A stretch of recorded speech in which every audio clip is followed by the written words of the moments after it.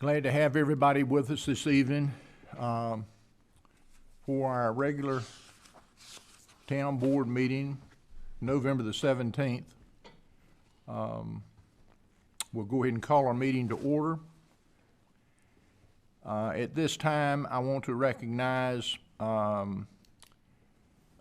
chaplain this evening. He's recovering, and he's at home, and it's Commissioner Larry Smith, and he's going to lead us in our invocation from his home.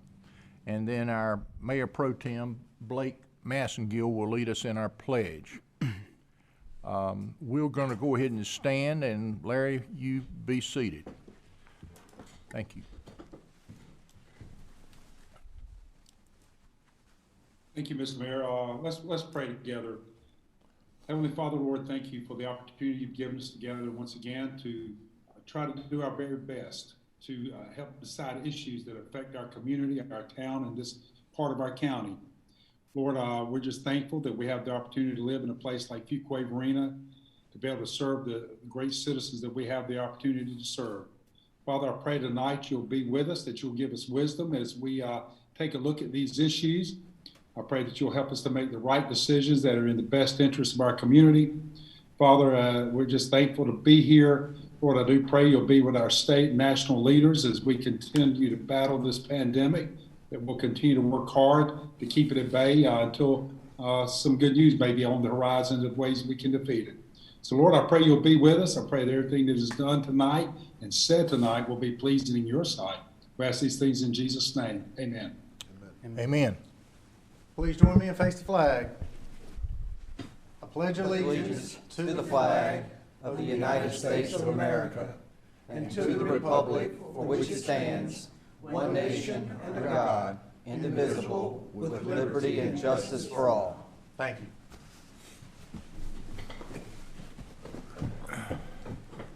Thank you, Mayor Pro Tem and Commissioner Smith. At this time, I would like to ask the town manager to review the meeting protocol for public participation as it relates to virtual meetings like ours. Adam? Thank you, Mayor. Good evening, Mayor and board members. All attendees that have joined the meeting tonight have joined muted. There is a public comment period near the beginning of the meeting, as well as a continued public hearing tabled from a previous meeting. Therefore, the time to address the town board regarding items that are not the subject of a public hearing is during the public comment section of the meeting. If the public wishes to address the town board during either the public comment period or during the continued public hearing, they will need to notify the town host that they wish to speak. For the public's benefit, if you are joining the meeting online and wish to speak, please press the raise hand button in the Zoom app. If you are joining the meeting via telephone, please press star 9 to raise your hand. After you have raised your hand, you will enter into a queue. When the public comment period or the public hearing begins, Mayor Byrne will ask the town host to recognize you to speak by calling out your name or the last 4 digits of your telephone number. You will be unmuted at this time and allowed to address the town board. We ask you to begin your comments by stating your name and address for the public record. The public is asked to keep all comments to 3 minutes so that all that wish to speak can be heard in a timely manner.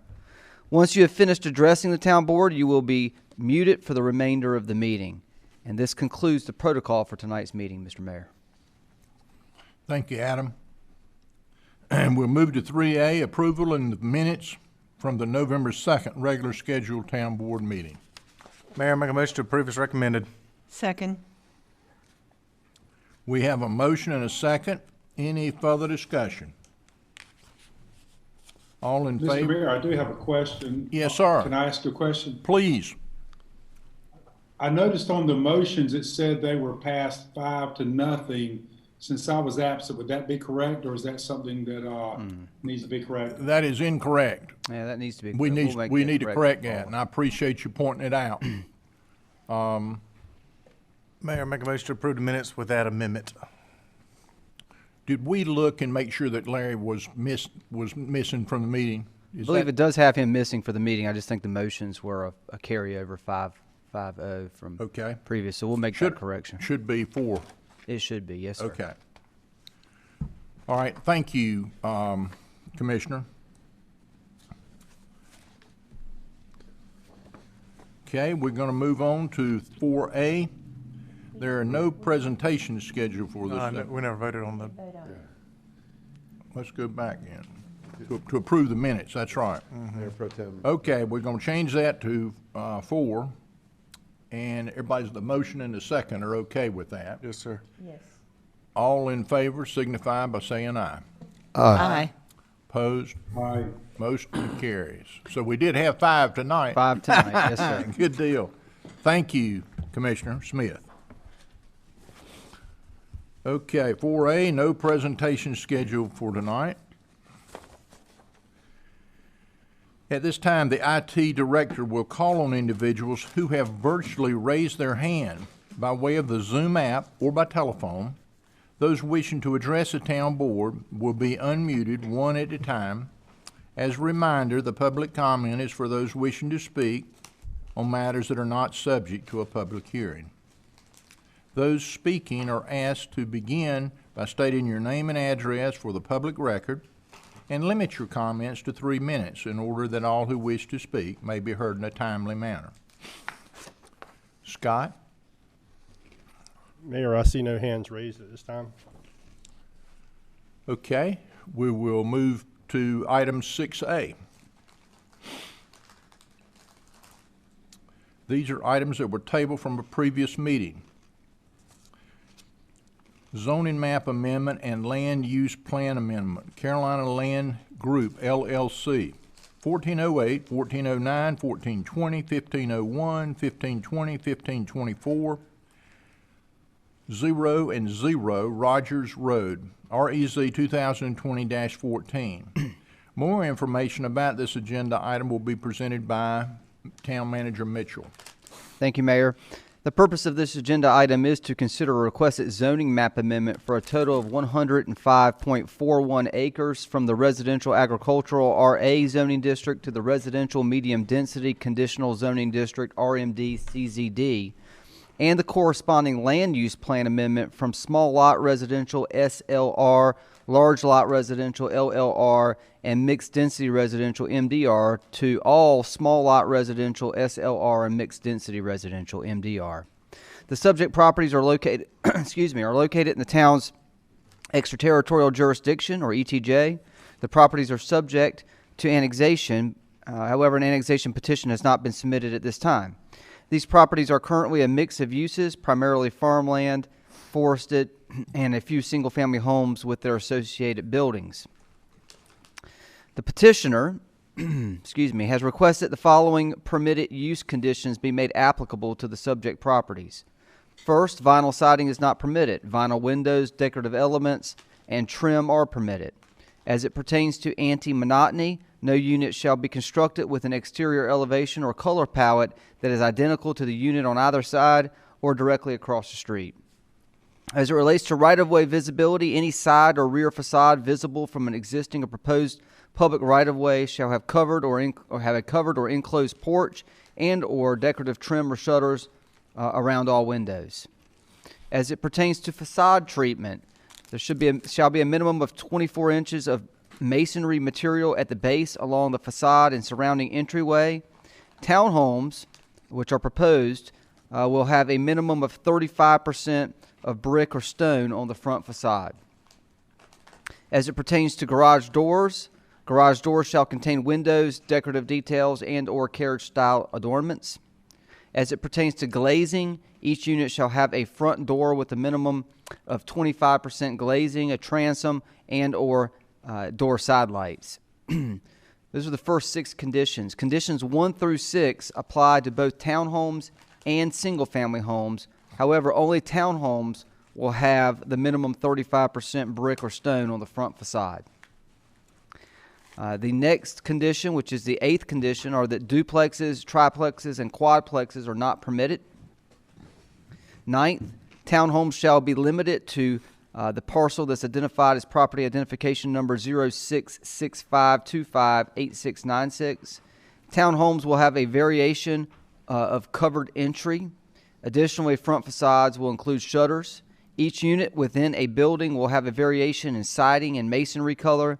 A front gable will be required for each unit within a building. And additionally, each building will have a minimum of 1 roofline break and a minimum of 2 foot horizontal offset. The 10th condition is that townhomes shall have a minimum lot width of 22 feet. Additionally, the front facade of the townhome shall have a minimum of 35% brick or stone.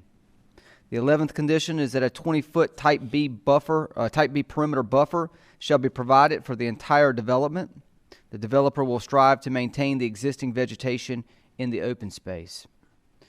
12th condition is that 3 single-family lot sizes will be provided, 6,000, 7,500, and 9,000 square foot sizes. The 13th condition is that no one lot size shall comprise less than 15% of the total platted lot count, and no one lot size shall comprise more than 50% of the total platted lot count. This shall apply to single-family and townhouse lots. The 14th condition is that the maximum density for the overall development shall not exceed 3.5 units per acre. The 15th condition is that single-family areas of the development shall provide a minimum of 25% open space, and townhome areas of the development shall provide a minimum of 15% open space. The 16th condition is that perimeter buffers shall be in common open space and maintained by the homeowners association. Townhomes and single-family lots are included.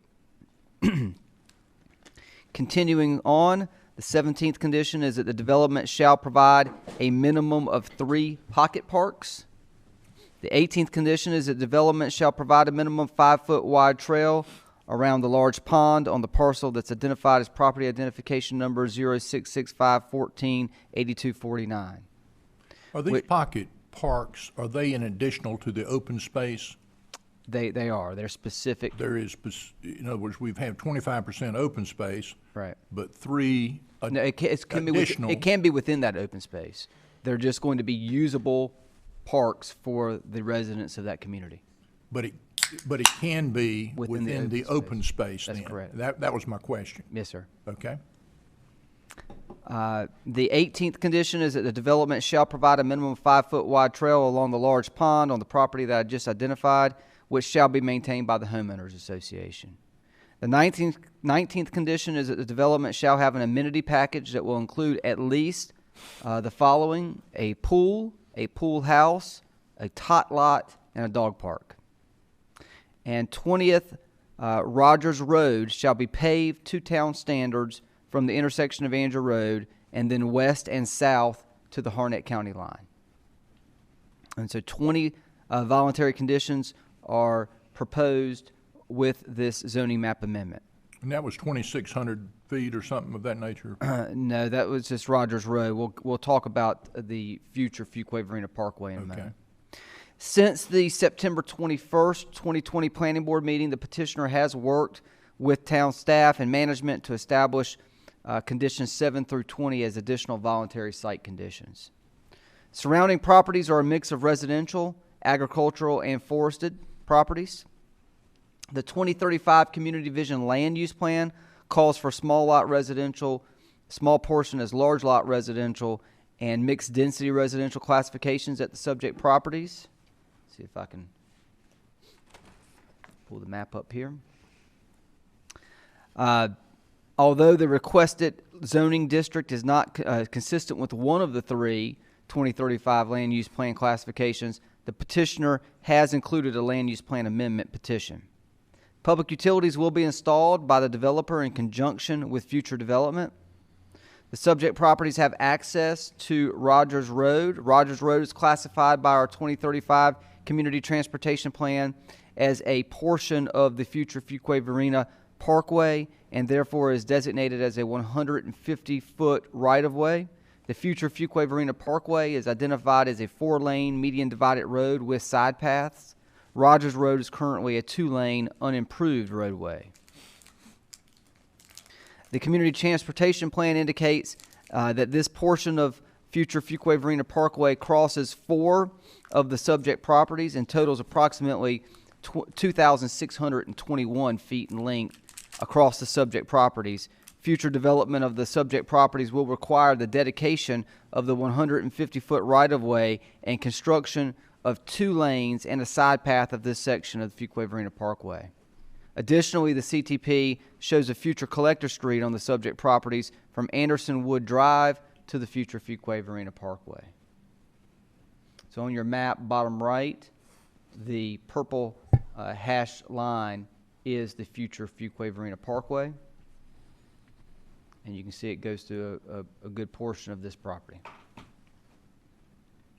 The petitioner held the neighborhood meeting on August 17th of this year via Zoom, and a meeting report was provided in your agenda materials. The 2035 Community Vision Land Use Plan calls for large lot residential, small lot residential, and mixed density residential classifications at the subject properties, and the land use plan classifications of small lot residential and mixed density residential are compatible with the proposed zoning district, but large lot residential is not due to its density requirements. Therefore, the petitioner has proposed a land use plan amendment to amend a small portion of the large lot residential to small lot residential that you'll see in this, I can't notate it here, but it's in this small little square right where the word Rogers Road begins on your map, bottom left. The amendment supports the land use plan's recommendation of CF1 investing in existing growth areas, which encourages the extension of utilities and growth of development in areas that are already in the growth process to maximize effectiveness. Additionally, the amendment supports H1 of our land use plan recommendations, which is provide mixed housing and diversity, which encourages a mix of housing types in development projects. As such, the requested land use plan amendment is consistent with the 2035 land use plan and its vision. The land use plan amendment, if approved, would allow for the site to be developed more consistently and appropriately as it relates to the proposed use in surrounding area. Management and staff are recommending approval of the proposed zoning map amendment with the corresponding land use plan amendment, as it is reasonable and not in conflict with the public's interest for a number of reasons. First, although the requested zoning map amendment is not consistent with one portion of the 2035 Community Vision Land Use Plan classification of large lot residential, the petitioner has opted to request a change of that land use plan to small lot residential for that parcel, that small portion of that parcel, which is more appropriate to the surrounding use, proposed use, and location. The requested zoning map amendment is consistent with the 2035 Community Vision Land Use Plan's recommendation of investing in existing growth areas and providing mixed housing and diversity. And third, the requested zoning map amendment would better conform to the surrounding uses and provide the ability to develop the property for its proposed use. At the September 21st meeting of this year, regular meeting of the Planning Board voted 6-1 in favor to recommend approval, finding it reasonable in the best interest of the public. For those reasons, I will say, though, that the voluntary conditions changed quite a bit since the Planning Board's review. Since the Planning Board meeting, the petitioner requested to table the zoning map amendment and land use plan amendments in order to further evaluate matters related to future development of the property. There's no fiscal note to report on this item, as it is a zoning map and land use plan amendment. The recommendation, since this is an item tabled from a previous meeting, is to continue the public hearing, followed by a motion to approve REZ 2020-14, a zoning map amendment at 1408, 1409, 1420, 1501, 1520, 1524, 0, and 0 Rogers Road from the residential agricultural RA zoning district to the residential medium density conditional zoning district, and the corresponding land use plan amendment from small lot residential, large lot residential, and mixed density residential to all small lot residential and mixed density residential. I'm submitting the agenda abstract and supporting materials into the official record of the town. I'm happy to answer any questions that the town board may have, either before or after the continued public hearing. I think we're okay. Okay. Thank you, Adam. Thank you. Okay, we will move on. Zoning map amendment and land use plan amendment. Carolina Land Group LLC, 1408, 1409, 1420, 15 01, 1520, 1524, O and O Rogers Road, REZ 2020-14.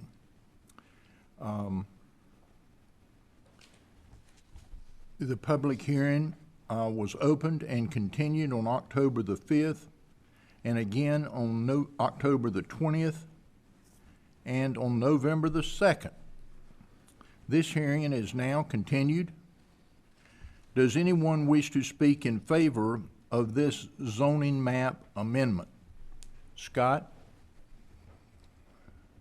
I see no hands raised. Oh, there we go. We just had our hands raised. Jake, please unmute your mic. Jake, come on. Okay, my name is Jake Shackle. I'm a resident of Rogers Road. I live at 1601 Rogers Road, which is on the south end of the road. I attended the community meeting related to this proposed development back in August. I had several concerns at that time, which I expressed, and I've talked to several of the commissioners. They included traffic, buffering, road improvements, and density of the proposed subdivisions. Since that time, I've had extensive conversations with Kirby LaForce, and I will comment that he's been good to work with in regards to hearing my concerns and working with me. And based on my conversations with him and town staff, it appears, based on what I know, that traffic will be addressed appropriately. And I appreciate that the development will have the higher architectural standards and non-monotony. And that's about the extent of what I've got to say there. Thank you. Thank you very much, Jake. Appreciate your input. Scott? Yes, do sir. You have anybody else? Yes, sir. We have one more hand raised. Peter, please unmute your mic. Yes, this is Peter Canasson with Jones and Canasson Engineering. We are the engineer for the petitioner, that being Carolina Land Group. First, like to say thank you to Adam for the presentation, as well as to Pam Davidson and the rest of staff as we've worked through this rezoning case, especially in generating the list of what we feel is a comprehensive list of conditions that go along with this development. I don't want to be repetitive, but just want to hit a few highlights, namely that this rezoning meets the intent of the 2035 Community Vision Land Use Plan by providing mixed housing and diversity. We are offering single-family lots with 3 different lot sizes, as well as townhomes, and no one lot size will be less than 15% of the platted lot count. So diversity is achieved through that. Development will include 20-foot type B perimeter buffers with open space, pocket parks, and an amenity for the homeowners within this community. Public infrastructure includes the dedication and construction, partial construction of the Fuquay-Varina Parkway, as well as paving of Rogers Road to the town standards from Anger Road west and then south to the Harnett County line. We believe the rezoning provides a quality development in this part of the town, and I'm here to answer any questions that you may have. And there's other members of our design team that are online that may or may not participate, depending upon the questions. But we're here to answer, and hope to have your approval, and appreciate that. Thank you. Thank you very much for calling in. We don't have any questions. This is a public hearing, and anybody that wishes to speak in favor is who we're calling on right now. Does anybody else wish to speak in favor of this zoning map amendment? Scott, you have anybody? No more hands are raised, Mayor. Okay. Does anyone wish to speak in opposition of this zoning map amendment? Scott, do you have anybody? No, sir. No hands raised. Okay.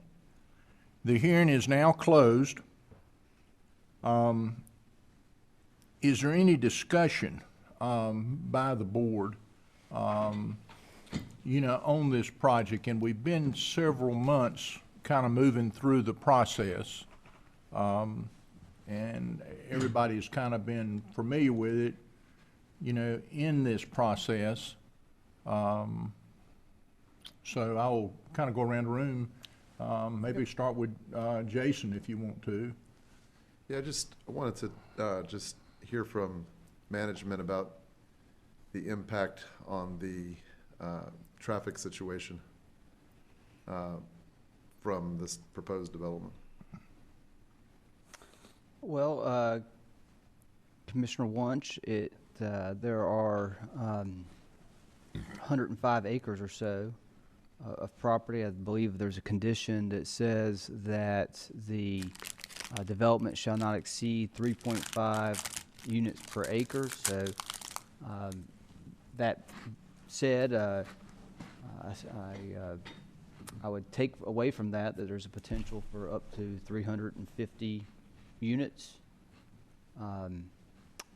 with the development, and so that's obviously going to add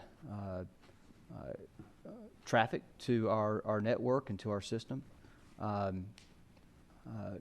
They are addressing traffic in a number of ways. I mean, here with this proposal, the town would yield a improved Rogers Road, which is an unimproved local street today. And so it would be improved to town standards, which obviously will help with this specific development. But more importantly, the development would yield a half of the cross-section of future major thoroughfare for our community, Fuquay-Varina Parkway, about 2,600 linear feet. And so this road is beginning as development continues to occur. There's some portions of it to the north that are going to be constructed as a part of the Carolina Gardens subdivision, and it continues to work its way up to 55 and across to NC 42.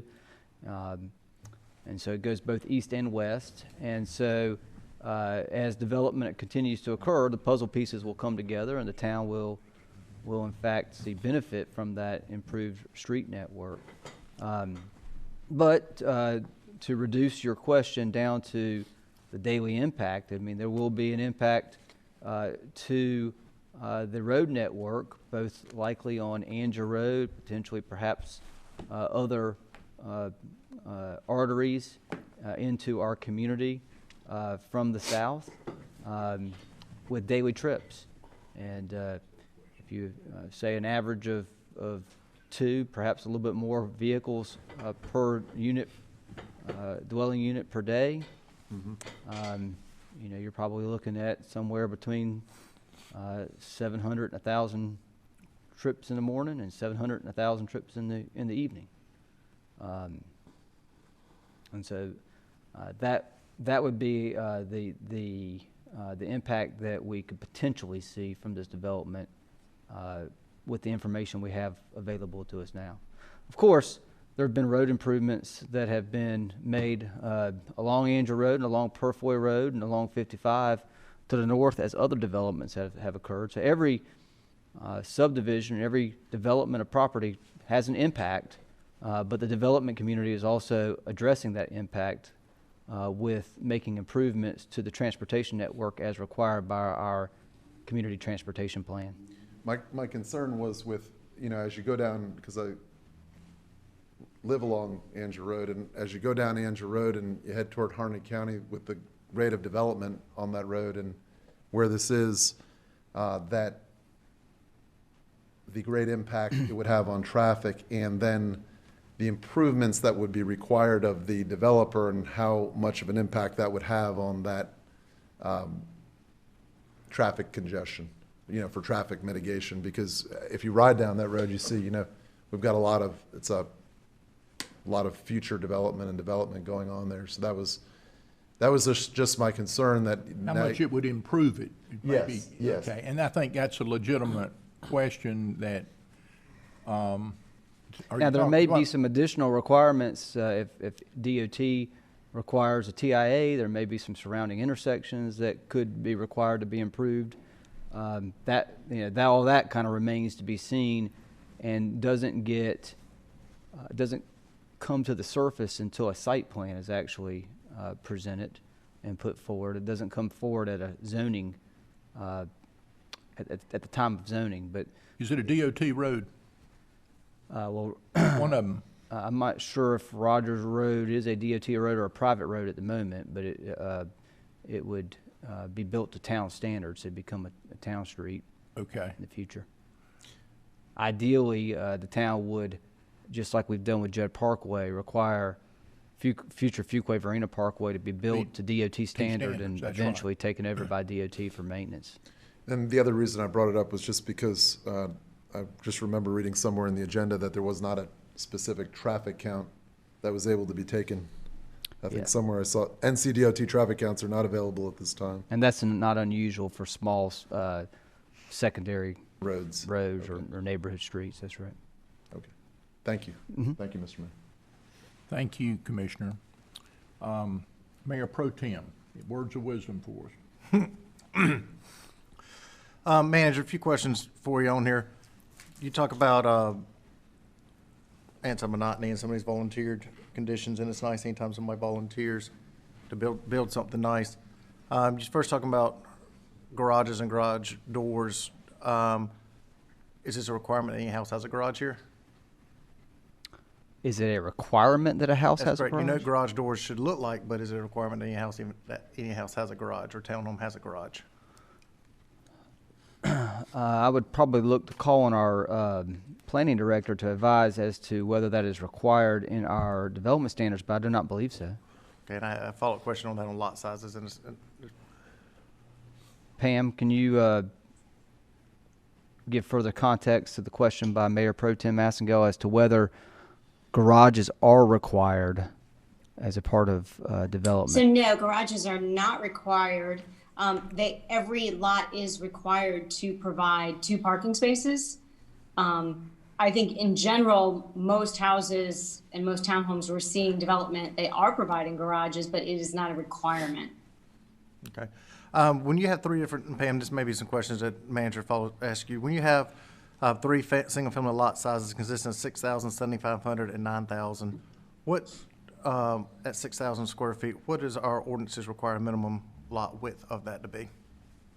Pam?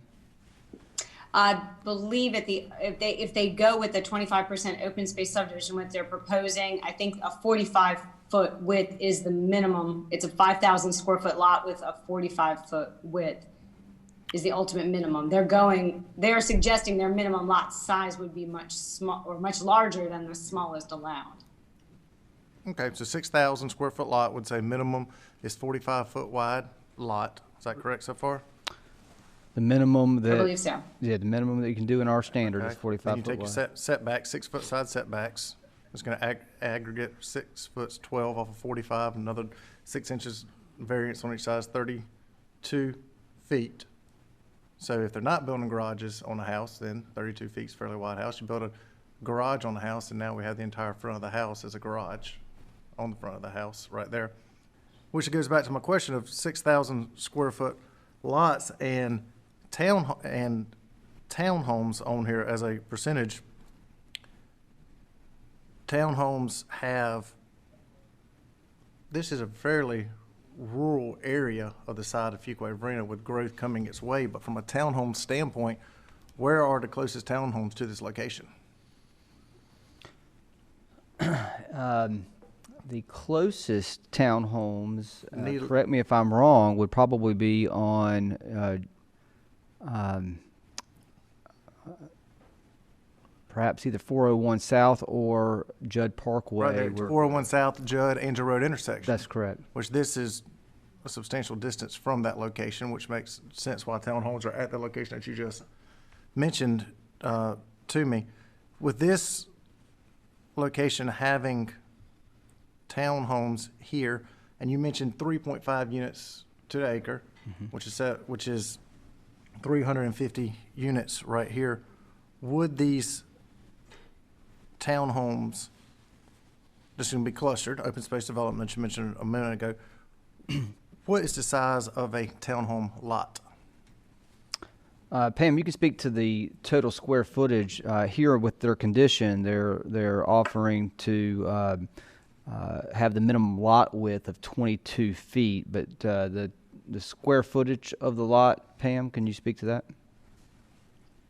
So we do not have a minimum requirement for the square footage of a townhome lot. Again, they will need to provide at least 2 parking spaces per lot and 1 guest space for every 4 units. The minimum width allowed in our code is 18 feet for a townhome lot. They are upping that and going to 22 feet. So nearby where we have, Purfoy's had some rezonings done there, and we have the Carolina Preserves. Is Carolina Preserves and Carolina Garden? Carolina Garden, okay. Carolina Garden, where the Dale Webb project? Dale Webb project is. Is that just a coincidence? I'm assuming on these 2 Carolina names right there? It's just a coincidence. Okay. And that project over there is 3.25 units density? I believe it's 3.25. And that is closer to town. So here we have a further out project, more rural country area that's proposing 3.5. That's correct. We then have a more further out rural project that's proposing townhomes where the Dale Webb community does not have townhomes, or does it have townhomes? They don't No have townhomes. they don't have any townhomes in the Dale Webb community. It's all single-family homes. So all single family there. So here we have a neighborhood that's further out. Detached single-family. That's high, a neighborhood that's further out, is more dense, and going to send additional traffic, as Commissioner Wunsch mentioned, past there. But more importantly, townhomes to me are not characteristic to this area right here. There's no townhomes nearby. The closest townhomes are over at Judd Parkway. Just as you mentioned, that's where my mind was thinking the closest ones are. And so I do not see townhomes going right here out in the middle of what I call a rural area. I understand we have water and sewer there, and that is going to bring in some other lot sizes, which I see are 6,000, 7,500, 9,000. By my math, they can have 70% of all lots be 6,000 square feet, or townhome size lots. Meeting a 15% rule, you got 15% of your lots at 7,500, 15% of 9,000. Here we have a very dense, ultra small. The maximum of any one size could only be 50%. Okay. So then maximum is 50. So let's say we have 50, 6,000, and then we go to next size of 7,500 and going down from there. And so I don't see townhomes being in this location. I don't think that's what the public has expected to be here. I understand this land use map talks about small lot residential, large lot residential, but a townhome, small lot has a variety of things that qualify for that. So does large lot, and some of it overlaps with each other on single family. And townhomes here in this location are not something that I see here, going here. And that's my point right there. When we talk about the townhomes, I understand that they have been made wider. I understand that, but it has no, you mentioned some garages earlier, which great, whether they have a garage or not, but I don't believe this is what our community is foreseeing, is going and plotting townhomes after you pass a whole bunch of single family homes on the way out to a rural area to build a bunch of townhomes. And that does not make sense to me. Well, let's kind of continue to move around the room, but we can ask Adam to go back, and revisit this, and staff to go back and revisit this and see if you can come up with a little bit, and I hate to use the word better proposal, but a proposal that is more consistent with the area. And I think that's what our Mayor Pro Tem is seeing. This is kind of in an outer area, a long way out from the core, so to speak. And it's also in an area that the Carolina Gardens is a real nice complex, is going to be. They don't have any of them, in that complex, so it's not consistent necessarily with maybe the bigger picture, and I think that's what our Mayor Pro Tem is saying. Let's go to Commissioner Gardner. You have any thoughts? I think I have the same issue with. I think not having townhomes in this area, because this is just we're going from a a lot of this is just rural area out there, and it is much further out than I think the more dense development I expect to be closer in to town. I would like to see a little more time spent on that. Commissioner Harris, do you have any words of wisdom for us? Well, from a positive standpoint, it appears as if the developer was trying to address some of the concerns in the neighborhood meeting, which, when I look at a lot of the conditions that have been outlined, I can tell that there was some effort made. To me, this is shaping up to be a large project and a very diverse project. As far as density, as far as some of the issues have been raised, I don't necessarily feel comfortable in speaking to those kinds of issues because I'm not in the development business, but I hear the concerns of my fellow commissioners, and I'm willing to delay or table this to see if there can be something If better staff can move through it worked out. and come up with a better, with a better plan. Yeah. I think that we all like the help on the roads. The road part of it is, like Commissioner Wunsch was pointing out, it's gonna make it better. And that's a key thing on any development. As these developments are done, we like to see improvements for our community and for our community to get better. There are a lot of elements in this that truly do help the community. But I think the main concern, or the only concern that I've really heard, is about the density part.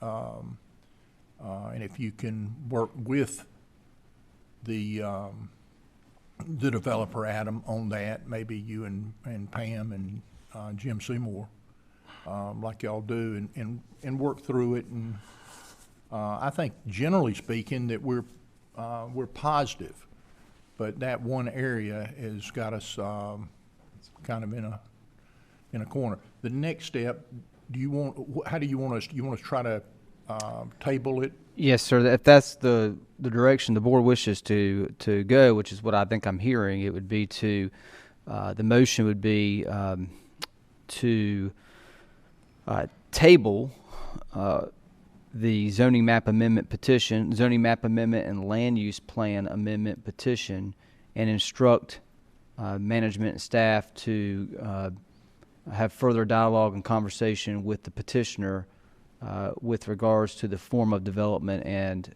conditions. I think that's good. And more specifically, the form of Only a development. couple of things I'd like to How add about to that conversation, Commissioner though. Smith?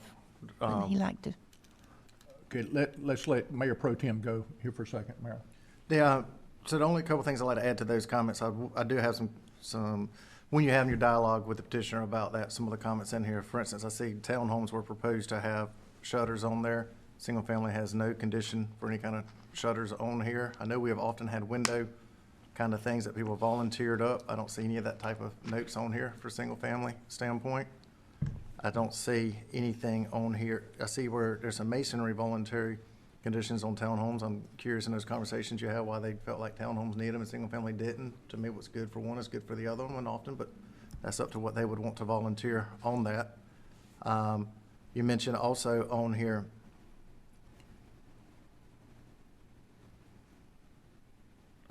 answer, there's common things that have happened right there on roof pitches and those types of things right there are roof pitches. We've often seen some of those variety are not on here. We've seen some voluntary conditions in the past where people have talked about how the whole front of the house would be a garage or not, to some voluntary conditions. I've seen people before. I'm not saying they got to do any of these. I'm just curious why they felt there was no need to do some of those when some of their peers have done them out there. And you talk about 15%, no more than 15% of platted lots. Well, to me, if you want to have more larger lots, and they're limiting larger size lots out there in that rural area, just mainly limit more on smaller size lots right there. So not just the townhomes, but also the 6,000 square foot lots. I would hate to see this neighborhood have a minimum of 9,000, mostly 6,000. I'd rather see the opposite right there. You talked about pocket parks and some of those. I mean, what is this going to consist of? They're going to voluntarily put in pocket parks. Maybe we have an ordinance as a pocket park definition, or can that be something that's, I want to make sure it's something of value that's going in right there, not somebody that's trying to get by on the minimum possible. And then I think that you have some amenity package conditions. I think it's great that they're volunteering up. They're saying they can go put a pool in the neighborhood, which some of that is market demand. I mean, if you don't put certain things in your neighborhood, nobody's gonna move your neighborhood to start with. There's certain things that are expected in there. And so those are some questions I have. I'd love if you can find out some of that information at the same time when you work on those conditions with the townhomes. The good thing about this particular one, I think, is the 25% open space. I think that's significant and a big deal. I like some of the amenities they talked about too, the dog park and the pool, you know, things that their neighborhood wants.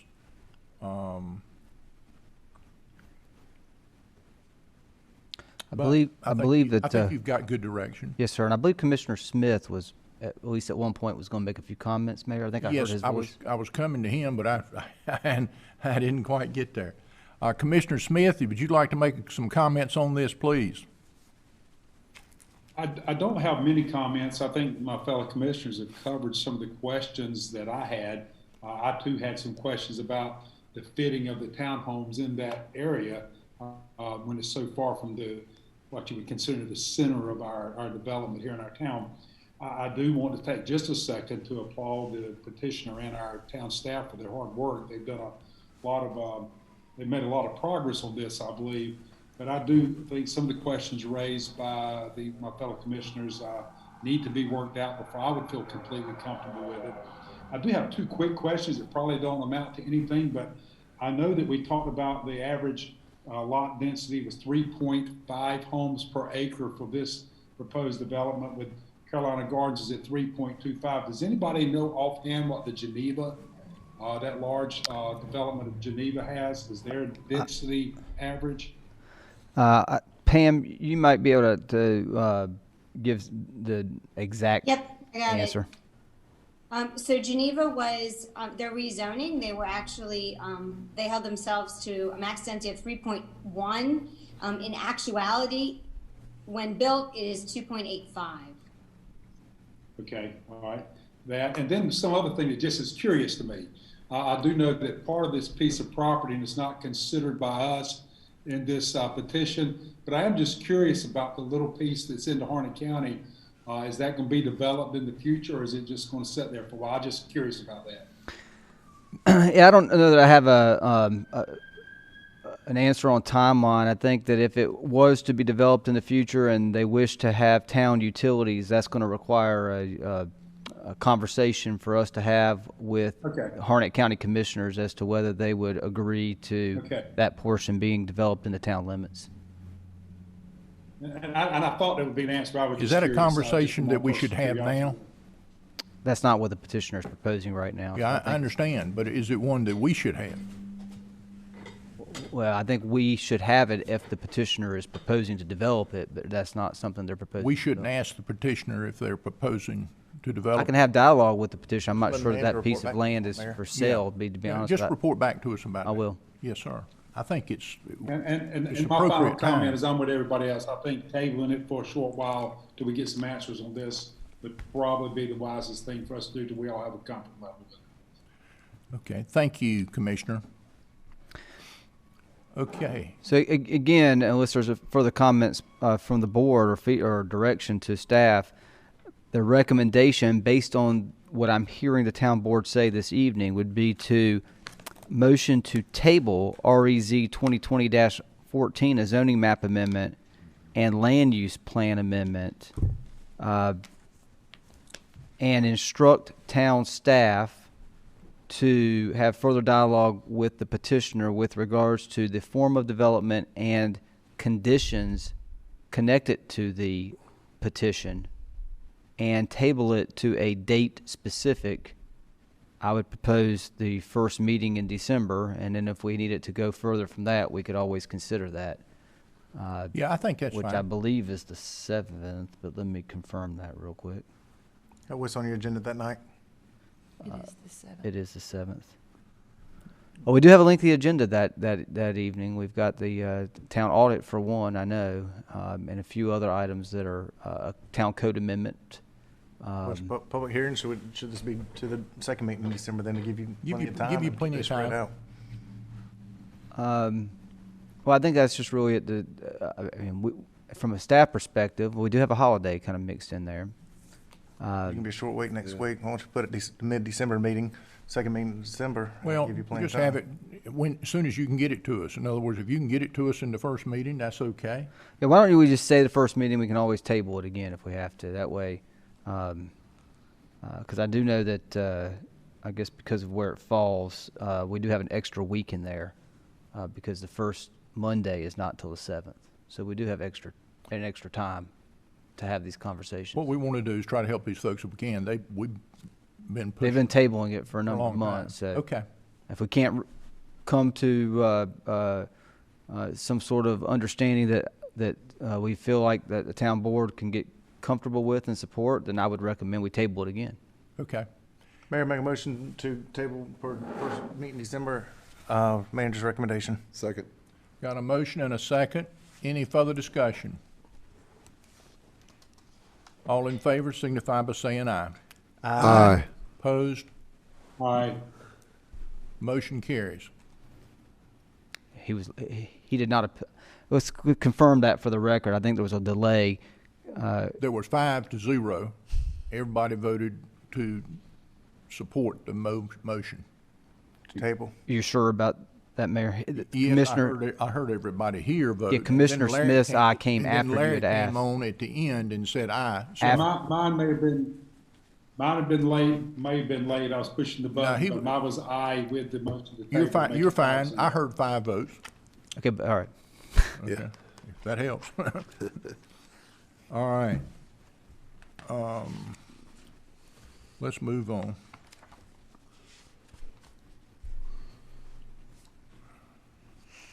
Okay. Public hearing. There are no public hearings. We're on 7A. We move to 8A. What is the board's pleasure on the items on the consent agenda? Mr. Mayor, motion that we accept the consent agenda, items 8A, B, C, D, and E as proposed. Mr. Mayor, Second. I have a question about 8C, Okay, we'll pull it out. 8C. just a question, yeah. Okay, we pulled that one out. All right, so we're gonna vote on A, B, D, and E. All in favor, signify by saying aye. Aye. Opposed? Aye. Opposed? Motion carries. All right, Okay, C. yeah, I just have a question for information. I didn't understand, when I read this, and it talked about the project closure ordinances, and then the funds that were not expended would be released. Does that mean these funds are returned, they go back, or do they go into our No, general fund, or what? Yeah, so the ones that are released are grants that the town received, but through the LAP funding project. Town never receives the money. There are reimbursements of funds that the town spends. Okay, We were able to complete those projects under the grant limitations, and so we're not entitled to those funds if we don't need them in terms of the budget amount or the actual expenditures for those. So it's not any money that we actually received and we got to turn back in. It's just money that we can't ask for. Okay. Because we were able to complete the projects in a more cost-effective way than what was originally anticipated. okay, well, good. So most of the grants are based on reimbursement? Yes, sir. They're not funds that automatically are given to the town directly in this particular situation? That's correct. Okay, Yes, sir. Mr. Mayor, that was my question. And that's a good question. The funds that I reckon we estimate what projects are gonna cost to us, That's correct. and it starts from that. That's right. So we estimate it, we apply when we're bidding the projects. If they come in less, then we don't get to ask for that money that was originally awarded for us based on the percentages of grant to local match. Okay, And to tell you the truth, this is a big part of what audits are about. And you can discuss that at that December meeting when our auditor comes in here. But it truly is. They spend a lot of time going through the grants that we get and the refunds that we make to make sure it all balances out. No stone went unturned, by the way, Commissioner. If no stone went unturned, by the way, we certainly had negotiations with the grant funding agencies to see if there was a way to work any additional funds coming towards the town. Unfortunately, it's project specific, and if you're able to do the project less than what was originally anticipated, thumbs up, kudos to you, pat on the shoulder, but you don't get any more money. Now, had the money physically come to us, we would have fought very hard to try to figure out how to keep that money and use it for other projects. But this is based on reimbursement. Good question. Thank you, sir. Entertain a motion, Commissioner Harris, for C. So moved that we approve the item 8C in the consent agenda. Got a motion and a second? Thank you, Adam. Yes, sir. Any further discussion? All in favor signify by saying aye. Aye. Opposed? Aye. Motion carries. I think that was 5-2. Okay. 5-0, I should say 5-2. I'm sorry. Okay. We move to 9A. We're all right there because we've already done that. That's what we just did. Go to 10A. Consultant selection, water conveyance system with City of Sanford. More information about this agenda item be presented by Town Manager Mitchell. Thank you, Mayor. The purpose of this agenda item is to approve consultant selection for engineering services for the water conveyance system from the City of Sanford Water Treatment Plant. Town staff solicited statement of qualifications for engineering consultants for the City of Sanford Water Treatment Plant's conveyance water system. A copy of the request for qualifications was provided in your agenda materials. Town staff received 2 statement of qualifications from highly qualified engineering firms, Hazen and Freese and Nichols being one, and the Timmons Group being the other. The statement of qualifications were reviewed by a selection committee consisting of Jay Myers, Public Utilities Director, Tracy Stevenson, Engineering Director, Chris Grimes, Utilities Operations Supervisor, Patrick Payne, Utility Engineer, and Vic Czar, Sanford Utilities Director. Based on the scoring criteria established in the request for qualifications, the team of Hazen and Freese Nichols received the highest score by the selection committee. A copy of the Hazen and Freese Nichols statement of qualifications was provided in your agenda materials as well. The Hazen and Freese Nichols statement of qualifications demonstrates a similar project experience, a very capable project team, a history of successful related projects, and displays an exceptional understanding of this project. Hazen is also currently working on designing the City of Sanford water plant expansion project for the town's interbasin transfer certificate request. Freese and Nichols presently maintains the town's water model, which will help determine the most efficient way to distribute the future water supply into the town's water system. Staff and management are recommending that the approval of the consultant selection of Hazen and Freese Nichols team. If selected by the town board, town staff will work with Hazen and Freese Nichols to develop a work and fee scope and bring that recommendation to the town board at your next meeting. The recommendation to you this evening is by motion to approve the selection of Hazen and Freese Nichols for the preliminary engineering and design of the water conveyance system from the City of Sanford, and to instruct staff to negotiate a scope and fee proposal to be considered at a later meeting. Is this the company or part of the company that helped us with our sewer treatment plant? Hazen Sawyer was the designer on our wastewater treatment plant, yes. And I just changed their name? For the sake of abbreviated words in our agenda abstract, we just called them Hazen, and Freese Nichols is another engineering firm that they have brought on as a teammate for this project.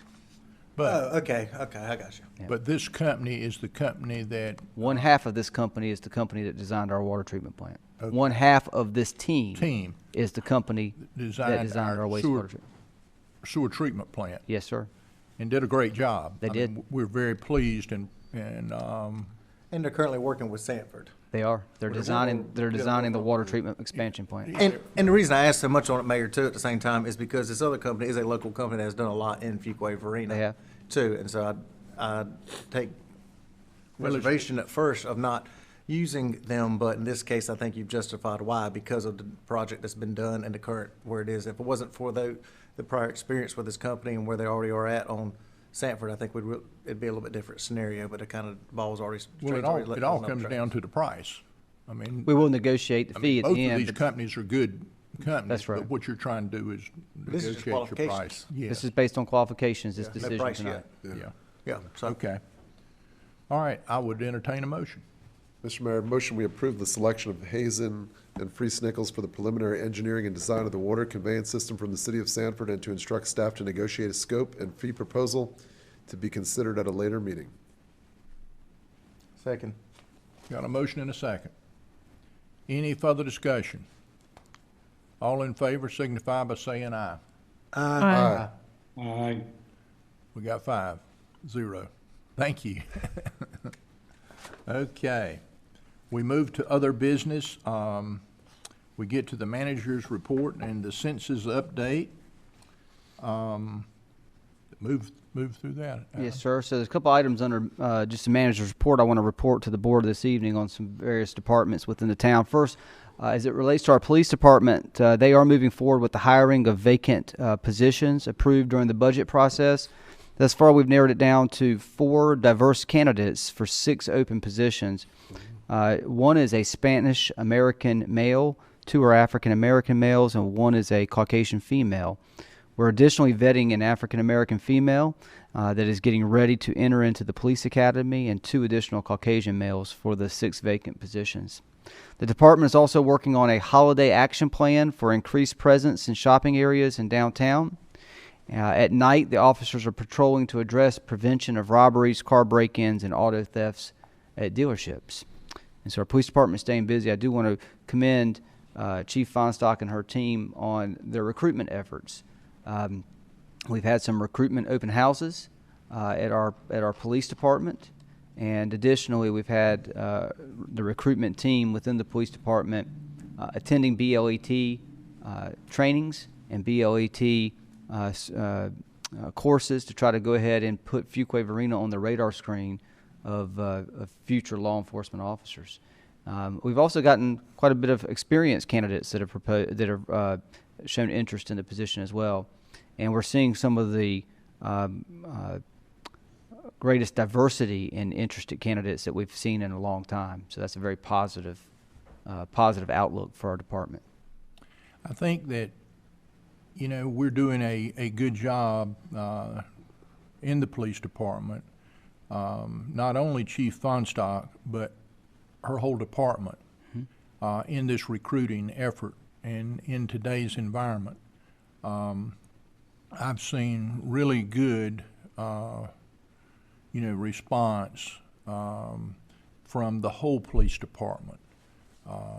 Which that is very exciting because they're responding like a team, and like Chief Feinstock has. She has done a good job preparing a team for Fuquay-Varina. And I don't know if the chief is close by, she might want to make a comment or two. She should be on the meeting call. Chief Feinstock, do you have anything you want to add to those comments? Yes, I'm very proud of my team. We have been sending our recruitment team that we formed several years ago, and we've had new members that have added that are reaching out and meeting with BLET students. We've been going to colleges. We've been meeting with interested officers from other agencies. And so we're excited about what that'll bring forward with our agency in the future. But yes, I'm very proud of the effort that has been occurring with our team. I've seen several officers inviting people from other communities to come have lunch with them or coffee with them, here in Fuquay-Varina. So it's a team effort, and I'm just so proud of what I see. And Chief Feinstock, keep up the good work. Thank you. Thank you, sir. Additionally, the fire department recently released a request for qualifications for the design build of Fire Station Number 4. So we look forward to the submittals of qualification statements from those interested parties. A submittal conference was held last week, and we had a good response from interested parties. So that was very promising. The platform. Adam, could you give us a little bit of a time frame on Fire Station Number 4? Yes, sir. We hope to have a recommendation to the town board on a preferred design build team by the end of this calendar year, with the goal of design and build commencing, design obviously commencing first of the year, and construction towards summer. Wow, that's pretty quick. Yes, sir. And in next year being in it? Probably in 22 being in it. Yes, sir. Mm-hmm. The year following. And so that is our goal. Of course, we're working collaboratively with Wake County. They wish to participate in this project both from a fire services side and from an EMS side. So they're going to financially participate in this project as well. And we're still working. In the build of the building, they're going for. Correct, in the design and the build of the building. Good. Yes, sir. Good. Is that new information? We've been working on it. I think I shared with the town board that we've been. Bit, but we weren't. I don't know that we were totally. Yeah, and we won't have a firm dollar amount, until we bid the project. But we're thinking it's going to be somewhere in the neighborhood of about 40% of the cost of the project. Wonderful. That's wonderful. Yes, sir. Good news. Absolutely. The platform ladder truck order has been completed, and so we're now moving through that process. A year from now, we should, or maybe less, we should take receipt of that ladder truck, that $1.2 million truck. Additionally, the 1945 antique Mack fire truck is now back in our possession. It's at Fire Station Number 1, and I can say definitively that it is a beauty. We are working on a plan to have it available here at the second meeting in December, so that we can show town board members once it's fully equipped back with it, the ladders and hose and all the things that they equip the truck with, but also maybe do some sort of live stream so that the public who's not able to be here can also see it. I want to ride up here in it when they all right. when they bring it up that night, and I don't want to drive it. Hey, okay, all right. We better let the chief drive it. Yeah. But I'll ride in the front seat. Well, all the pumps on it are functional. Not that we would, but you could actually take it to a fire scene and put it in service. Well, we don't want to do we're not that. going to do that After it's been restored, but it's pretty. It's a pretty neat thing for us to have, and it's unique. There are departments, I think, around this state that would be envious of We'd love to have something like that, and it's ours. Yeah. I think that Tony still has the original bill of sale on that truck, and so it's really a historic piece for our community. What year is it? 1945, right after the war. Right after the war. That's right. The IT department is working to advance projects in the budget, including our citizen engagement service and our work order management program. And so they stay busy continuing to advance those projects. And they're also exploring safe workplace screening technology. We think that it's quite possible that in the future, temperature checks could be a standard in municipal buildings across the nation, and so we are exploring those technologies as well. Recently, the IT department performed some server relocations and upgrades to keep our infrastructure resilient and secure. Our Parks, Recreation, and Cultural Resources department is entering into the end of our developmental season, basketball season, and we're moving forward with winter cross-country and soccer programs. We're also currently decorating for a modified holiday celebration. And additionally, the department recently hosted a virtual public meeting along with the planning department, the engineering department, and administration on our Community Center North Senior Center Wake County Elementary School Master Plan. That meeting went very well, and we'll have more details on that will be presented at a future town board meeting that will be a specific agenda item. So we'll be bringing some specifics to you as it relates to that master plan for your consideration. But the meeting did go very well and was well received by the public that participated. How many participants did you have? I'll have to get a follow-up with you on that. It was virtual meeting, so it wasn't physically a physical meeting. Still, you still had good participation. We did, and I'll follow up with you on the Okay. number, Mayor. The department is also moving forward with finalizing the Hilltop Needmore Town Park and Preserve clubhouse design based on the feedback that we had from this board at our last meeting. Talk about service here. We had about 25 members from the public participate in the master plan meeting. Good.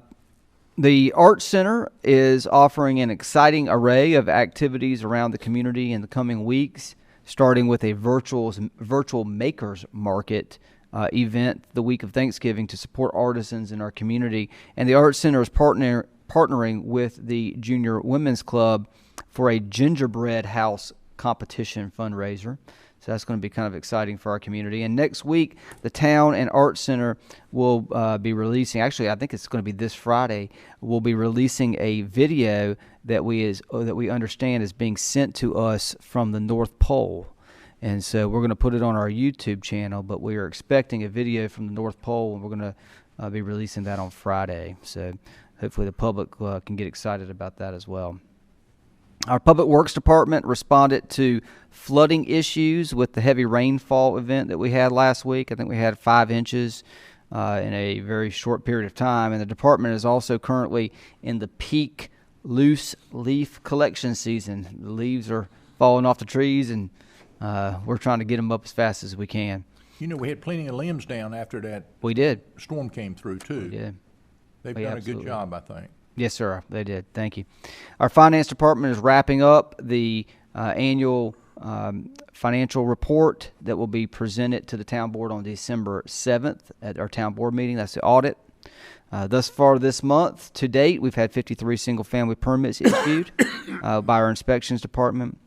Our Economic Development Department and Downtown Division, they've started the Economic Development Department specifically has started the recertification process of our town business park. Recertification is due every 2 years to the North Carolina Department of Commerce. The department also continues to work on the Vance Street mural project, where the artist is making some minor revisions to the artwork, and it should be installed by the first week of December. So that's going to be kind of exciting to look forward to as well. And further, the department continues to make progress with the downtown kiosk project, where all 3 kiosks should be installed by the first week of December as well. All right. And they're going to be interactive, and so the public can be able to use those. Additionally, WRAL, their Out and About series will be filming a segment featuring downtown and the Art Center activities. They'll be filming that next week, and so we can look forward to seeing that after Christmas as well. Some advertisement for the things we've got going on here, finishing out the calendar year. I specifically participated in a Triangle Community Coalition virtual Zoom meeting last week. The subject was about town managers, and it provided an opportunity for the development community to get a glimpse into what a day in the life of a town manager is and what the duties and responsibilities of a town manager are. Myself, the manager in Cary, Wake Forest, and Holly Springs were invited guests to speak on that panel, and it was I think well received. It was fun and interesting, and Virtual. it was virtual. Yes, sir. It was virtual, and so we all were in our offices, and they had some great questions, and we were able to give a glimpse into what the responsibility of a manager is for a community, and so hopefully they were able to get something out of that. Good. Additionally, I've been participating on behalf of the town in the North Carolina League of Municipalities Legislative Policy Committee meetings. There's been a series of those meetings. This week will be the 4th and final meeting, where the Policy Committee is making recommendations to the full League of Municipalities Board of Directors as to or full membership of the league, excuse me. I shouldn't say the Board of Directors necessarily. The league membership will vote on these advocacy goals for the next legislative session. But the committee is working on prioritizing these goals and maybe fine-tuning some of the language of these Some of the goals came out of this town board this submitted town 10. board. Yes. And But in it- fact, from town boards all over the state. yeah, but I got to say, I'm proud of the Fuquay-Varina town board. You got a few of them in the list. Well, not only that, but I think that we were the leaders in sort of getting the conversation and the ball rolling in this process. And many of these meetings that I've participated in, but also the mayor has participated in, they've called on Fuquay-Varina to sort of get the conversation going, since our board was ahead of the curve, you could say, with identifying I saw these it that way objectives. too. Yes, sir. Additionally, I would just throw out some recognition. He mentioned it once before, but Commissioner Harris is the co-chair of the Racial Equity Task Force. I think it's a 14-member task force that the League of Municipalities put together to talk about or to identify ways that member communities can do more in their communities to address racial equity within their communities. And Commissioner Harris is a co-chair of that committee, and I believe they had their first meeting a week or so ago. Last Friday. Last Friday. Mm-hmm. And Friday. from what I understand, that meeting was a very successful first meeting of the committee. So congratulations to Commissioner Harris for Thank you. for his I've heard his good work things there. about it too. Thank you. I won't really talk about specifics. I'll save it for the mayor. But the mayor and I did have lunch last week with Aaron Perret, which is, as we understand, going to be our new representative in District 37. And additionally to that, the mayor and I participated in a very nice event at a homeowners at a home here in Fuquay-Varina last week to celebrate Dominion Energy's 600,000th customer. And the mayor got to speak about how natural gas is an important infrastructure component to the town of Fuquay-Varina and our future. And so that was a very nice opportunity to further forge our partnership with Dominion Energy. And additionally, Mayor, you mentioned it, there's some information about the 2020 census I just wanted to share with the board. Since March of this year, the U.S. Census Bureau has been collecting demographic data, as you know, on American citizens as required by the U.S. Constitution. This year's census has been met with various challenges brought on by COVID-19, the global pandemic. But regardless of these unprecedented times, Fuquay-Varina was able to accomplish a 78.2% self-response rate. This is an exceptional feat for our community. This is 10% higher than the response rate that our community had in 2010. The remaining 21.8% of the town's population was covered in the Census Bureau's non-response follow-up operation, which began on August 11th and consisted of door-to-door enumeration and other boots-on-the-ground type response recovery. Fuquay-Varina's self-response rate was the fourth highest in Wake County, behind Holly Springs, Cary, and Wake Forest. Wake County was the second highest responding county in North Carolina at 73.3%. The 2020 census was completed on October 15th, with all states in the country reflecting a 99.9% response rate. The non-response follow-up rate is reflective of the completion of the Bureau's field workload and is a combination of households that had not responded and quality control cases. The public's self-response is always the most accurate and therefore the preferred method of data collection, and was utilized this decennial with great success. The online self-response option, which was brand new for the 2020 census, combined with phone and email methods, were leading to one of the best complete counts in the history of the census. Our partnership with Wake County and its 11 other municipalities proved to be key to success, with almost all 12 municipalities meeting and exceeding their 2010 census response rate. Through tremendous effort of public and private entities alike, communities experienced some of the state's highest response rates, helping to ensure North Carolina's fair and equal representation in Congress. And to facilitate local 2020 census efforts, the Town of Fuquay-Varina's Complete Count Committee was formed as a public-private partnership consisting of community members and town staff. This committee worked diligently and successfully facilitating various community-wide public outreach census efforts responsible for marketing and educating members of the Fuquay-Varina community to raise census awareness that helped increase the community's chances of an accurate count for our population. And I did just want to specifically mention the committee members, John Adcock, Brian Haynes, Tanya Fabian, Katie Dyes, Tracy Watson, Carlos Manriquez, Derek Grimes, Heather Massengale, Pastor Nathaniel Wood, and Sharon Peterson. And the town staff that participated were Pam Davison, Alyssa Stafford, Jessica Crenshaw, and Allison Wright.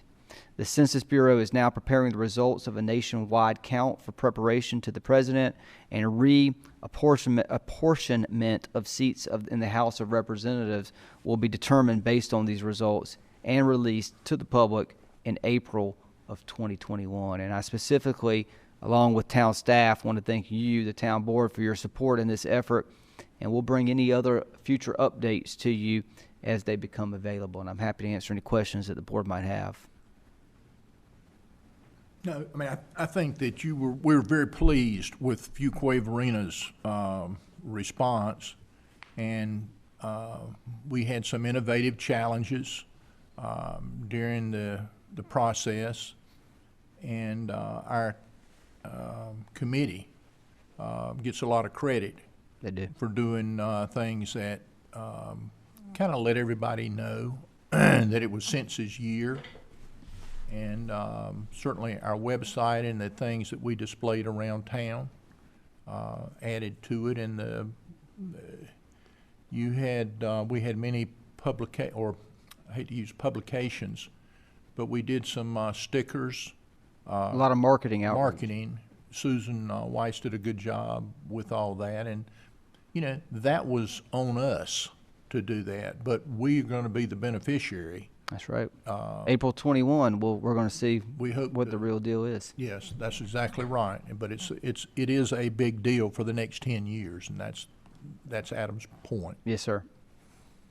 I would also just point out and notate that the Thanksgiving trash and debris removal will be modified. There will be no pickup on Thursday, November 26th, as customary on Thanksgiving Day, but Friday, November 27th, we will be picking up both Thursday and Friday solid waste.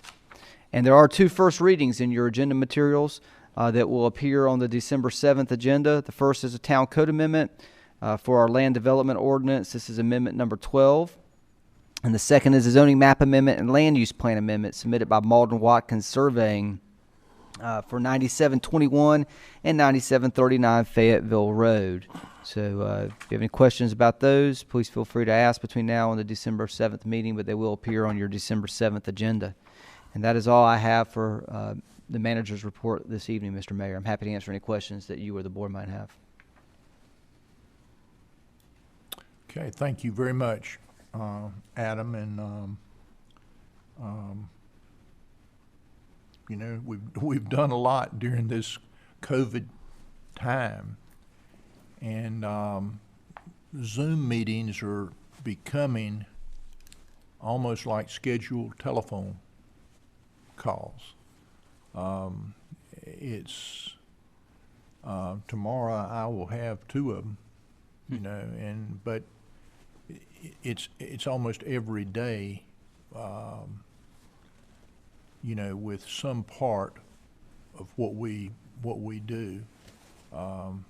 Here, and you know, COVID may get worse, and I think that's the part that we're all, you know, a little bit. We're all apprehensive about that, and our town hall is open now, but there are things that we could do to close. Last night at the Mayor's Association, we talked about. Many of the town halls in Wake County are actually closed. The only way to get something done is it's by Zoom or call in, get it scheduled. I mean, get on Zoom, bring something by, or or send it in through technology. But anyway, let's go around the room. Mayor Pro Tem, give us some words of wisdom. Real quick, I was gonna say what I've been talking about the Rona environment that's going on. What's been very impressive is Parks and Rec has continued to host their programs for kids in the best way that they can in different programs. Tonight, the little girls had outdoor ballet, even in the 45-degree weather. They're still excited to be there with jackets on at Falcon Park Hut, and so practicing and learning to do that. And my little 3-year-old Anna is probably the youngest one there, but she's still trying her best, and they're all shivering but having fun trying, and they're just glad they get to do something. So that's great, and not having it canceled. So thank y'all for not canceling that. Same time at the construction park over there, I saw had a beautiful brand new bench, and tons of parents already sitting on it, enjoying it while their kids play in that construction park.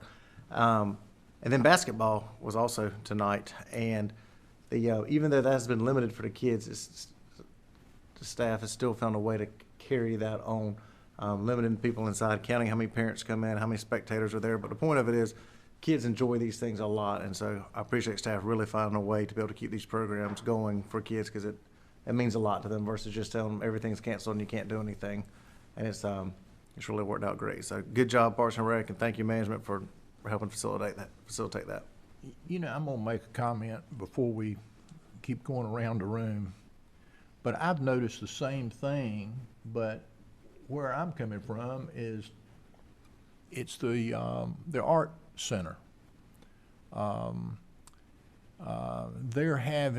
They figured out a way to do small groups and to teach them to the 6-foot rule, and they wear a mask, and to see them out there dancing outside of the art center in a distance from everybody.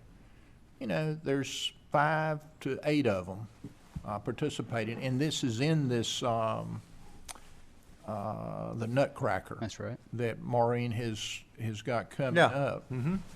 And it's not one group, it's a lot of small Different groups, ages, kids are all doing it. They talked about that tonight. like what our Mayor Pro Tem is saying.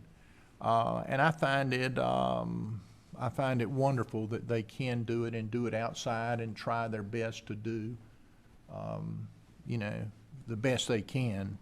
But I really think we got to be concerned about this COVID the best way we can. But I'm encouraged by our younger people wearing masks and doing the right thing and what they do. Commissioner Smith, we're going to call on you next. And I know you've been out of commission a little bit, but we're certainly glad to see you and have you with us tonight. I know today's a full day for you, but carry on. He's muted. You got him muted. Scott, hang on 1 second. We're trying. I got you. It was my fault. That was my fault. Okay. Thank you, Mr. Mayor. I did get out today. It was a full day. My first time kind of getting out, and I saw the Christmas decorations up around town, and my wife took me for a little ride through town, so it was nice today. Appreciate you guys putting up with me tonight online. I know it's been a little bit aggravating, but I appreciate it. Appreciate Scott's efforts to make it happen.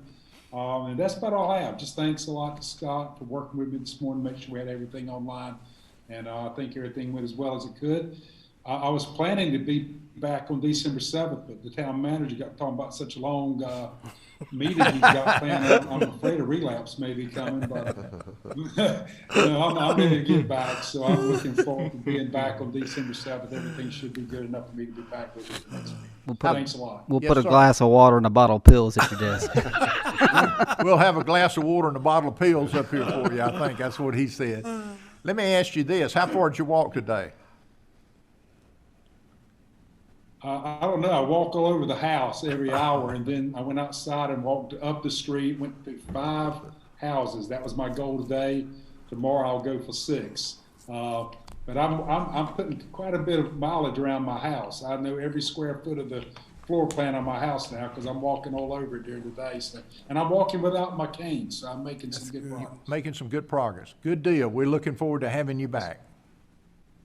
Looking forward to being back. Yes, sir. Okay, Commissioner Harris.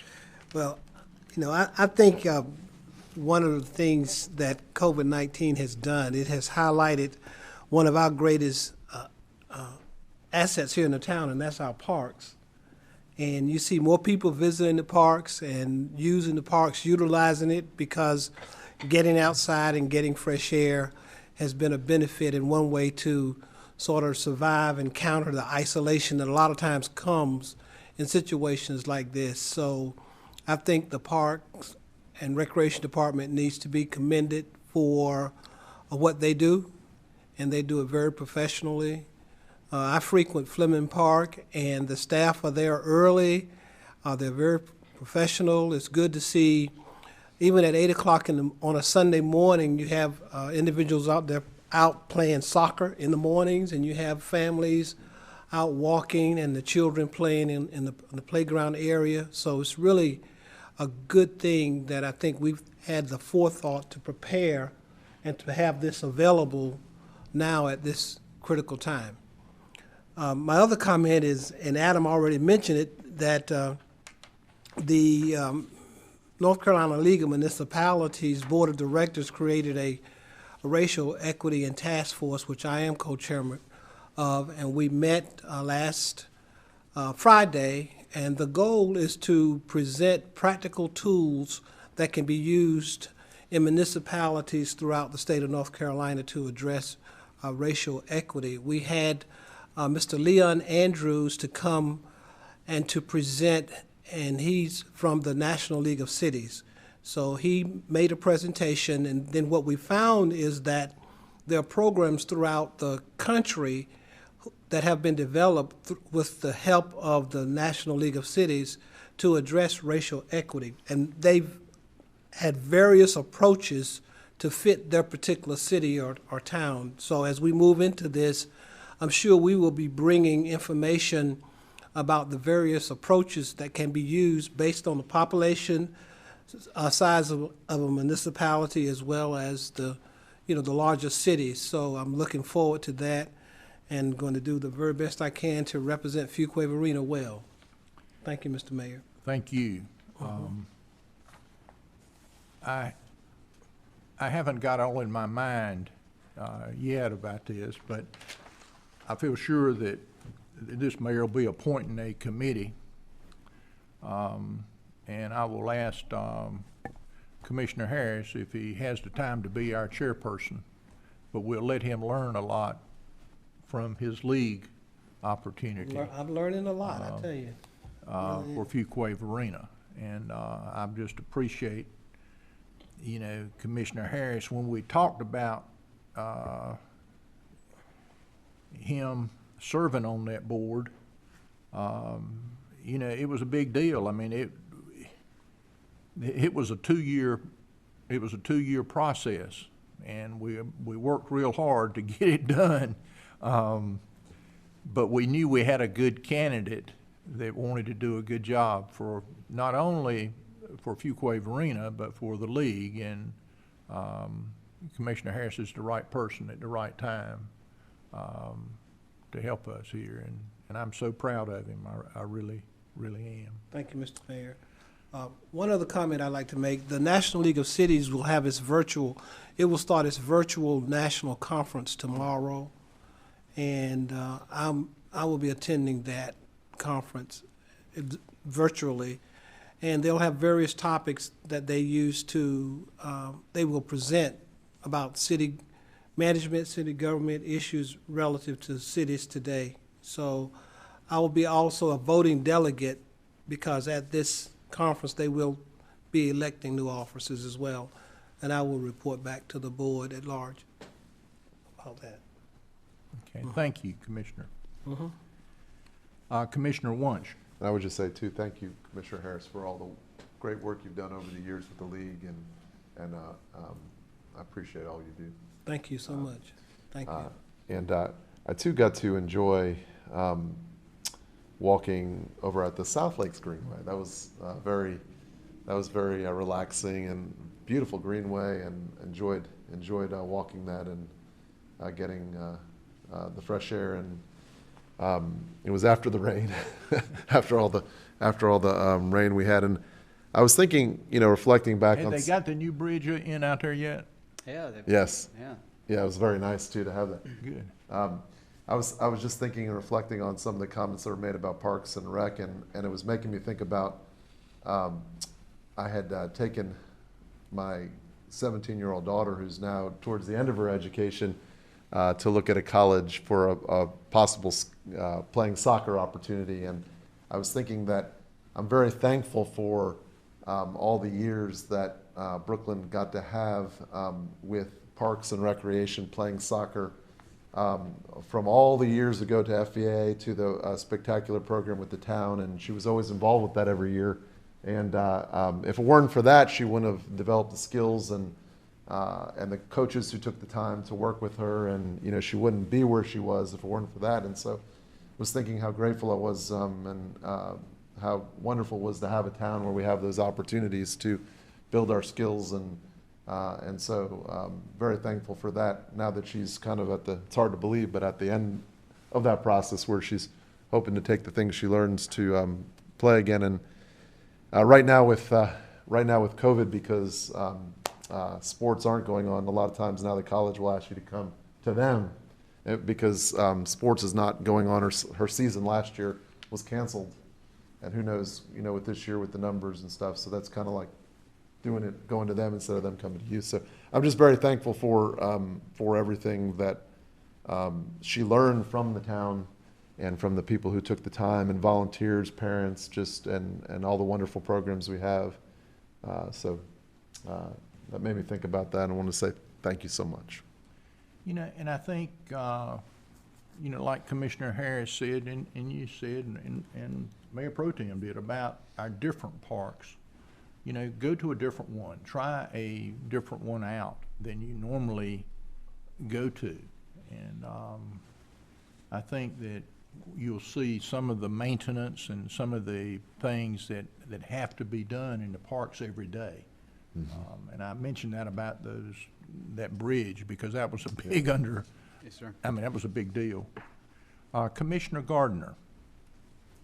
Well, I had seen the news about Commissioner Harris's appointment to this committee in the publication that comes out with the State League office, and I want to add my congratulations and my Thank you. sense of pride at knowing you're there. Thank you. In such an important time to address these issues of equity. And we look forward to you bringing that news back to us, as the mayor has said. Thank you. And I also would like to express my gratitude to the Complete Count Committee. This has been an unprecedented time to do anything, just our normal work, but to take on these extra duties that only occur once in 10 years. I'm just really proud of the work that they did and grateful for it. And congratulations to Commissioner Smith on his recovery so far, and we look forward to having you back in December. And I would like to add some, with the park thing, sometimes I particularly see pictures and materials that come to us or on the town website of the Hilltop Town Park and Preserve, and they just take my breath away. And in this time, I hope we can, a lot of people look at those, because I think that's the kind of thing that can lift our spirits as we look for some kind of progress through this slog we're going through right now with COVID. It sure does lift mine when I see those pictures. Who took those pictures, Adam? Some of our pictures are pictures that we've had professionally taken for our website, and some of what you see on our website is just. But some of them have come from citizens too. We do have citizen submittals from time to time. That's correct. I believe the ones on our website have been taken for us. Oh, they're so beautiful, and I'm grateful for them. Thank you. Thank you.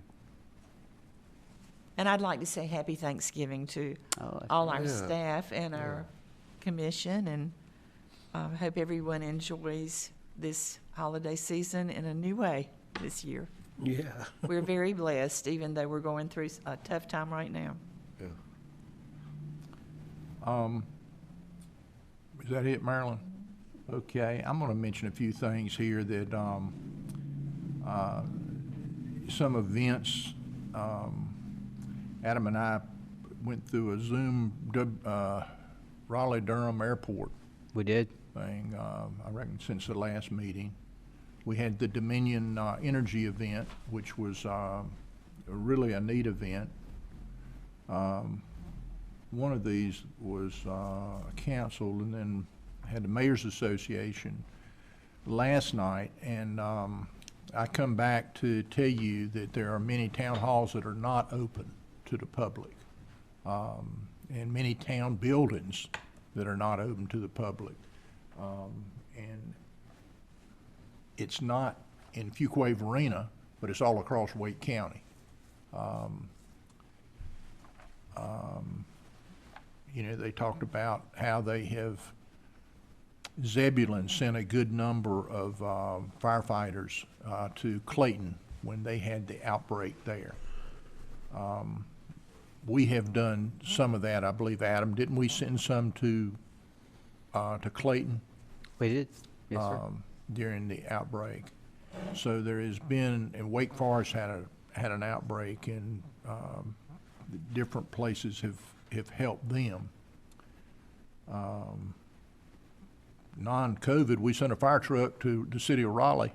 We did as well. We're always asking them for help, but they wrecked, they had a wreck with one of their fire trucks. They rolled over a truck. Yeah, and we helped them out, and that was a big deal. Tomorrow I got a Campo meeting, and we need to talk about that a little bit and see if there was anything there. We have a groundbreaking for Serenity, a greenfield community. That's later this week, isn't it? On Friday? Thursday. Thursday. That's the subdivision, the very large subdivision that's being built in North Harnett County. Yes. But it will have a Fuquay-Varina address, and so they've invited the mayor to be there for that groundbreaking ceremony. And it's how many units will be, does that About represent? 1,200 homes, About 1,200 homes. right in the back door of it will Fuquay-Varina, be- so that's going to add to the traffic Yeah. in the I southern mean, end of our town as well. That's right. You know, what we can talk about traffic, you know, about all we want to, but it's that Fuquay-Varina plays such a small role in the traffic that comes through here. It's unbelievable. When you have, I mean, this is in Harnett County, and I'm very proud of them. But this is probably one of their biggest subdivisions in Harnett County, or I know it is in the northern end of. And I think it's fair to say in the county, this is one of their biggest Yeah. subdivisions.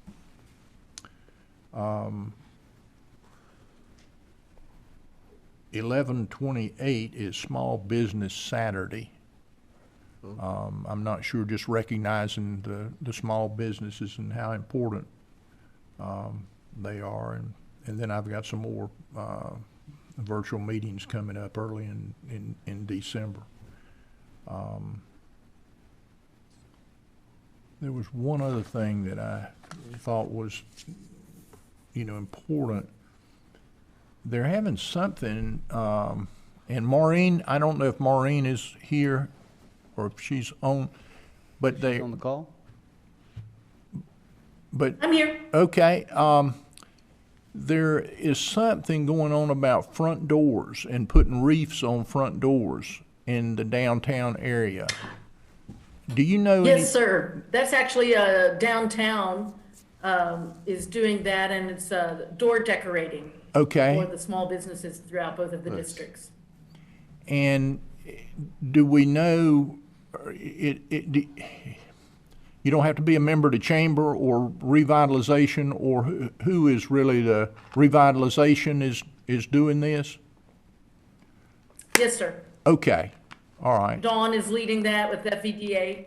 Okay, so that's kind of an exciting, challenge, and people can ride by in their cars, and see this type of thing in the downtown area. And I find it fascinating how people are thinking outside the box to be able to do something during this COVID time that is not crowd-oriented.